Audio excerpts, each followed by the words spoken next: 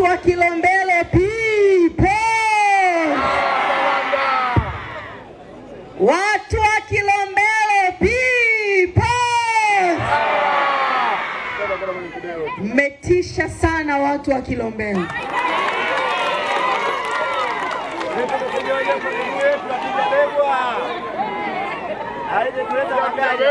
Mheshimiwa Makamu Mwenyekiti wa chama chetu upande wa Tanganyika John Heche, Mwenyekiti wa Baraza la Vijana Deogratias Mainyila, pamoja na viongozi wote ambao tumeambatana nao, sisi tumekuja kwenu watu wa Kilombero kuzungumza mambo yanayohusu maisha yenu. Na nimefurahi kuona kampeni ya no reform no election ilitangulia Kilombero kwa ndege, si tumekuja na gari tumeikuta. Hongereni sana.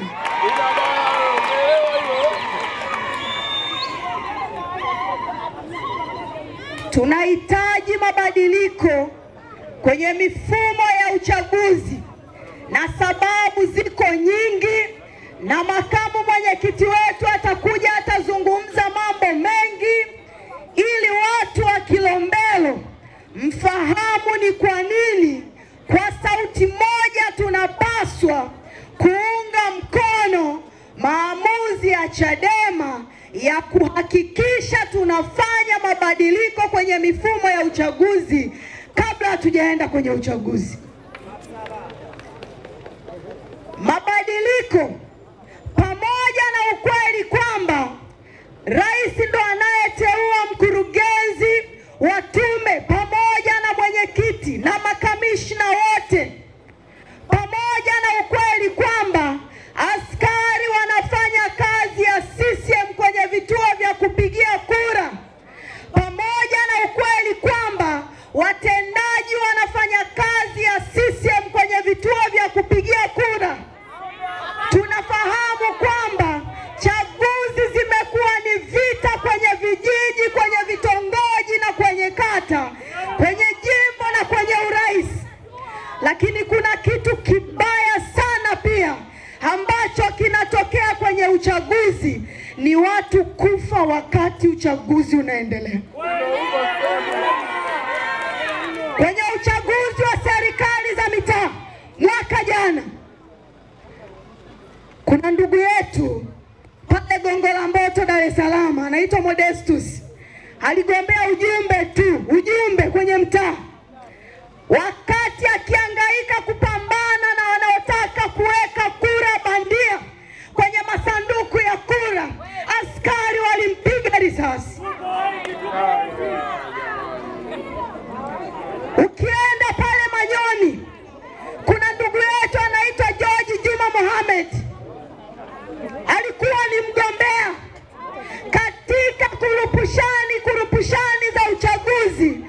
Askari magereza walimpiga risasi viunoni. Leo Mohamed hayupo kwa sababu tu za uchaguzi.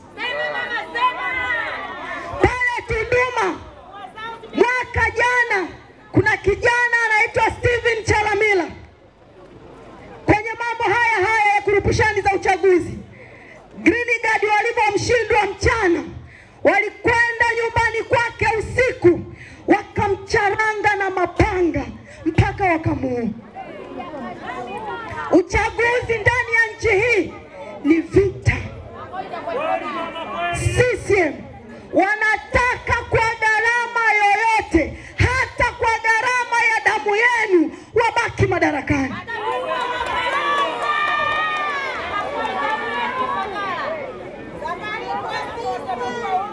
Na kwa sababu ya mazoea, CCM hawataki kutoka madarakani. Kipindi chote CCM wanawaza madaraka,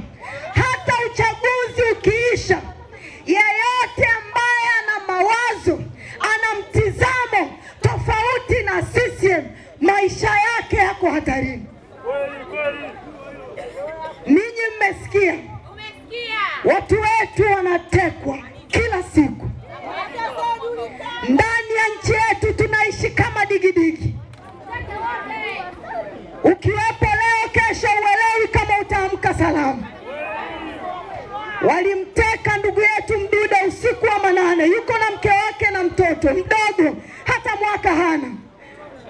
Na tunavyoongea hivi hatujawahi kumuona tena Mdude. Lakini kuna kijana wetu anaitwa Amani Manengewa pale Mwanza. Ni kijana ambaye alikuwa ni sumu kwa CCM, walikuwa wakimuona wanatetemeka. Walipoona hakuna namna ya kumdhibiti, walimteka yule kijana, mpaka leo hayupo tena, hajulikani alipo. Hapa juzi wamemteka rafiki yetu anaitwa Kaswahili. Alikuwa anakuja kwenye mikutano kama hivi, anarusha mikutano yetu live kwenye mtandao unaitwa Clubhouse. Wametoka Serengeti na Victoria. Wakati anarudi Dar es Salaam, alipotelea hapa katikati. Hatujui walimtekea sehemu gani. Lakini ninavyozungumza hayupo na hatuelewi yuko wapi. Mwaka jana walimuoa mjumbe wa sekretariat ya Chadema, mzee wetu Ali Kibao. Walimshusha kwenye gari. Ukitaka kujua hawana aibu na wamefika mahali pabaya, walimshusha ndani ya gari. Watu wanatazama. Kesho alikutwa ametobolewa macho, amekufa. Juzi wakati tumeenda Tanga, tumekwenda kuitembelea familia yake, tuliwakuta watoto na mke wake. Mke wake hakunyanyua kichwa chake tangu tulipoingia mpaka tunatoka analia. Hakuwa analia kwa sababu amepoteza mume wake, kwa sababu wengi wanakufa, sio.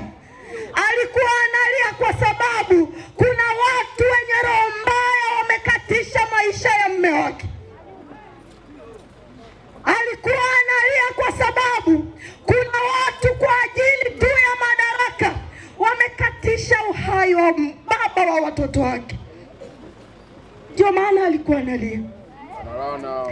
Nchi hii inafuata misingi ya utawala wa sheria.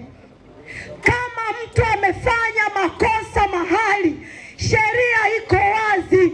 Sheria haisemi kama mtu amekosea auawe, sheria haisemi.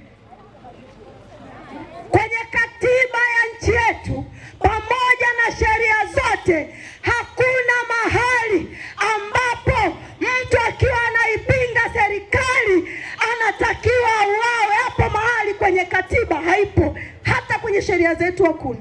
Ndio, ni kweli kabisa.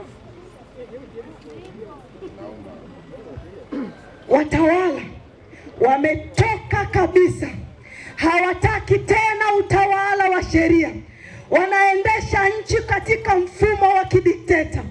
Na tulikuwa tunaamini kwamba kama tungekuwa na wabunge wanaojua wajibu wao pale Dodoma, wangekuwa wanapaza sauti kuihoji serikali.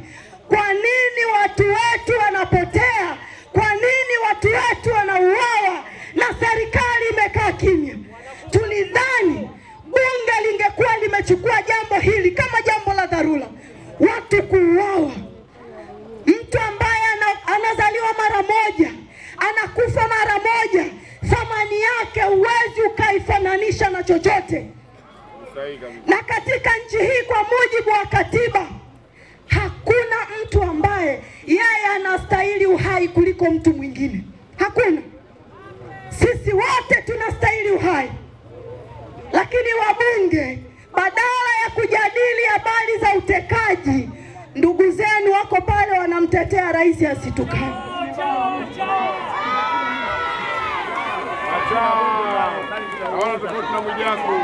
Kwa hiyo Dodoma kuna machawa, sio?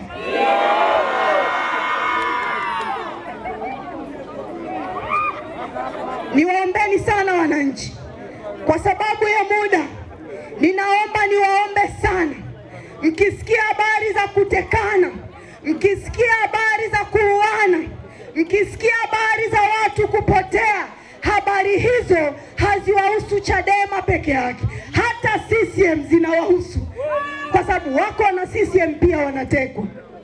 Ukiwapinga kwenye vikao vyao wanakuteka. Wamemteka mtu mmoja anaitwa Daniel Chonchori pale Mwanza, ni mjumbe wa mkutano mkuu wa CCM, alitakiwa kuwepo kwenye vikao vya juzi vya CCM, lakini hayupo. Kwa hiyo niwaombe, mnapoona jambo hili sio la kwenu, hawa watu, kwa sababu serikali imefungua mwanya wa watu kuuawa, hata ninyi huku chini mtaanza kuuana, kwa sababu hakutakuwa na mtu wa kuwatetea. Mwenye kisasi na wewe atakuua, itasingiziwa serikali. Kwa hiyo hayuko aliye salama. Ninawashukuru sana ndugu zangu kwa kutusikiliza. Watu wa Kilombero nawapongeza na ninawashukuru sana. Asante sana. Asante sana Mheshimiwa Rose. Asante sana wana Ifakara. Kuna watu wameniuliza kwamba huyo ni nani? Naitwa Ashura Mashaka Masudi, katibu wa kanda ya kati, Chama cha Demokrasia na Maendeleo. Nashukuru sana viongozi wa jimbo hili pamoja na wilaya. Mliniahidi siko peke yangu. Hata kama mwenyekiti ameondoka na makamu wake, mlisema nyie ni mbadala wa hizo nafasi. Na leo nimethibitisha, Mheshimiwa makamu mwenyekiti. Nawashukuru sana hao watu. Naomba nimkaribishe mwenyekiti wa baraza la vijana aje aseme na wanaifakara, aongee yale machache aliyoyabeba kutoka taifa. Karibu sana.